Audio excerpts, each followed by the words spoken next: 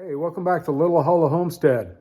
This evening we're going to do a little bit of garden planning. We're going to sketch out my garden and identify where all the pots are, both in ground and above ground, where my vertical trellises are that I'm going to grow up vertically this year instead of on the ground horizontally to avoid pests and other mice and stuff that might get in there and nibble on my stuff.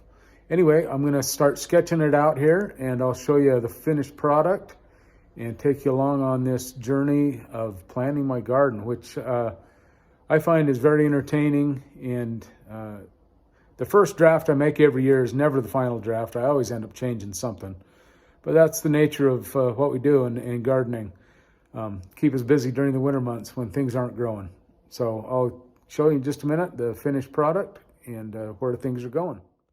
Okay, so it's time to start planning for next year's garden. What I like to do is sketch out my garden, where all my containers are. Then I can decide what to plant where, keeping in mind what I planted in that spot last year. So I'll keep on drawing rocks. The detail and lifelike appearance of these rocks is just uncanny.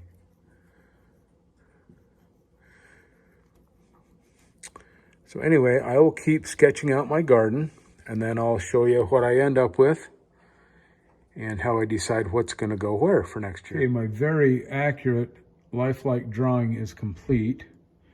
You can see down here is my gate, and then these represent the steps going up to the three different tiers of my garden.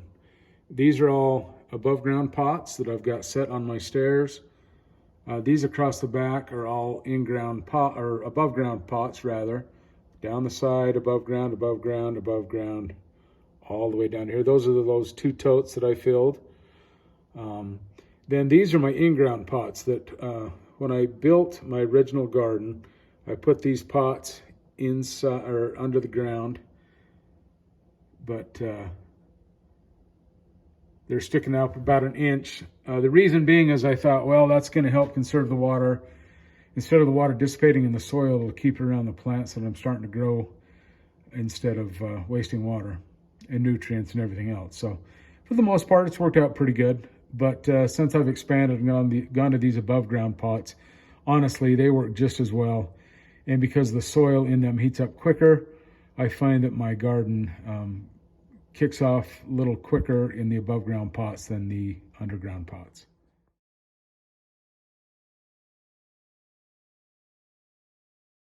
Okay, so all these pots that are going up along the stairs here, and then these pots that are out on the outer rim of my second tier, my second terrace, and then these pots that are on the outside of my bottom terrace will all be potatoes. So I'm going to put a little P in all of those, and that will designate my potato pots. As you can tell, I really like growing potatoes. If you look at my map here, see all the peas in the pots. I enjoy growing potatoes. I enjoy the surprise at the end of the season where you dig them up and you get to see what you actually produced. It's kind of entertaining. I'm going to try a lot of different varieties this year and just see what grows best here. I've only been here for 4 years, and this is the third year of having a garden. So I've kind of figured out what works and what doesn't, but I want to kind of fine-tune my process and pick the right varieties for my climate and my soil. So I'll show you the rest here when I decide what I'm putting where. Okay, for the top, if you notice in one of my previous videos, this is the terrace that gets the most sun and then a little less sun, and this gets shaded first in the day. So I find that tomatoes and cucumbers do really good in full sun in the hot Utah climate. They do really well. So these are all going to be cucumbers, and these will all be tomatoes. Over the past few years, I have grown tomatoes of all different types. This year, because I want to can a bunch of tomatoes or bottle a bunch of tomatoes, I'm going to grow the same variety. A couple of reasons for that. If you plant the same variety of tomatoes, they all come on at the same time. You can get a big harvest all at once, and then it's worth breaking out all your canning equipment and doing your bottling at the same time. Instead of a little here, a little there, I find that very tedious. And you don't always bottle as many if you're doing it sporadically like that, instead of just, big batches at a time. So first thing I'm going to pick out is a good variety for canning. I don't like a lot of seeds in the tomatoes that I can, so I'm going to find one with fewer seeds. I'll search through the catalogs. That's another thing us gardeners love to do in the wintertime when we can't do much outside is peruse the garden seed catalogs. I enjoy doing that, but I think I've got it zeroed in on a couple of varieties of tomatoes, and I'll share those with you as soon as I get done planning out the rest of my garden. Okay, the next stage here, we really love spaghetti squash, so I'm going to grow spaghetti squash in all these pots. This is where my vertical trellis is, so these will all grow vertically.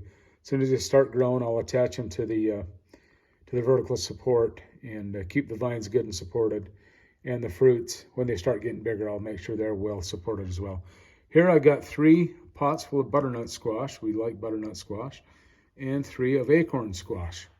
And there again, these will all be grown vertically as well and attached. Here we go, a little more progress. I failed to show you up here, these in-ground pots, because these will also be growing vertically. I've got these pots that will kind of sit out, so I don't want to plant anything here that's going to spread and make it difficult to walk through here and access my tomatoes and cucumbers.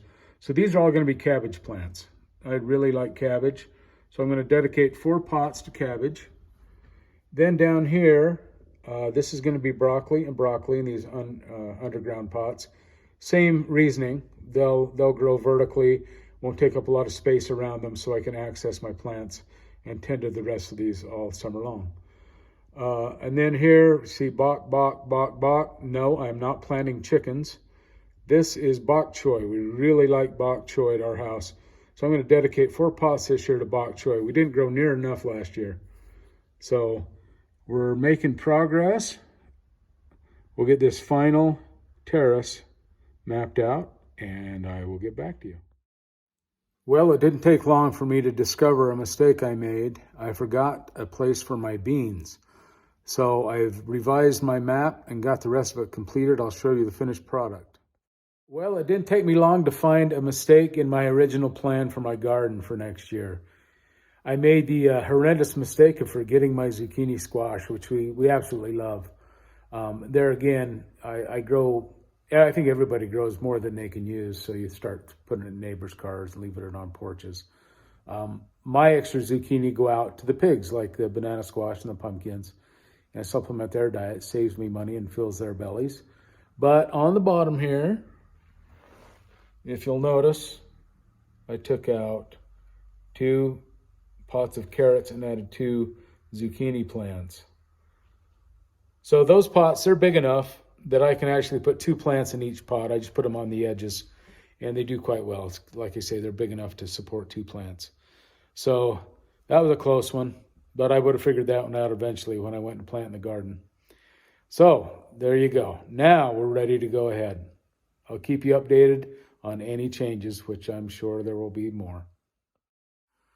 So like I was saying, I'll think about it all winter. I'll make revisions and add and subtract. And I'll start looking through seed catalogs here pretty quick and see what I want to try. So I think Izzy ate too much macaroni and cheese. She's got a little bit of a belly ache, so she's just kind of hanging out in the garage with me. So until next time, thanks for stopping by Little Hollow Homestead. Izzy says thank you. And if you like what you see, subscribe, give me a thumbs up, and we'll catch you in the next one. Thanks. Have a good night.